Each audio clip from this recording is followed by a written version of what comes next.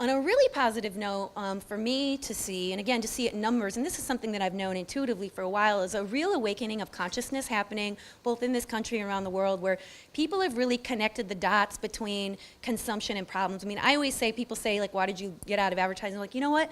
I sold a lot of shit for a lot of years. And overconsumption is, you know, the direct cause of most of our problems in America. You know, obesity, too much food, credit collapse, we spent too much money. These giant landfills that we have in Nevada, for instance. I mean, it's really, really kind of scary, and a lot of people, they're seeing this, right? And they want to respond differently. Also, because of the interwebs and social media and what have you, we have this global view that we didn't have before. So like an earthquake happens in Haiti, I see it right now. You know, I'm seeing on the ground, minute by minute, what's happening on Twitter or what have you. And there's a real awakening of empathy happening where people are wanting to help, you know, others in need.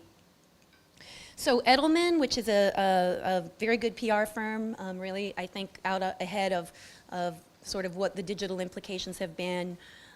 They have a study, the Good Purpose study, and they say social purpose is the new status. And I think that it really is. I'm guessing with a lot of you guys that, you know, you hopefully, bottled water's the devil, by the way. Get one of these. Recycle, all that stuff. I'm not perfect, I don't always do it. But so 8 out of 10 people are willing to change their consumption habits, not just buy a product that's labeled green or what have you, but change their own consumption habits to make tomorrow's world a better place.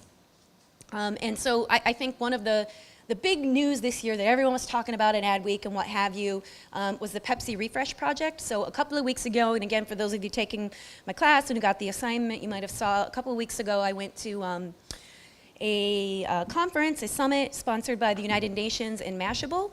And it was called the Social Media for Social Good Summit, where you had all these amazing speakers talking about how social media was really transforming the face of social good and enabling you to do things that you couldn't do before.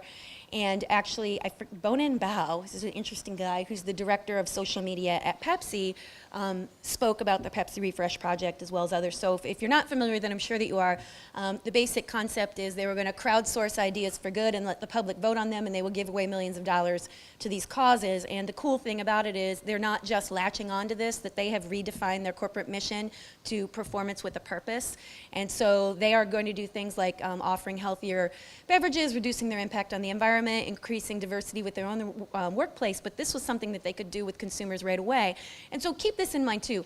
You know, these big corporations and BBDO, you know, does Pepsi, they do lots and lots of research. So if you see somebody in these ads and they have their consumers saying, I care about trees, God damn it, they care about trees. They've measured it, you know, they've researched it. So this isn't just somebody going out there saying, like, let's do some, like, you know, feel-goodery thing. It's actually reflecting a real phenomenon. So let's take a look at the launch ad.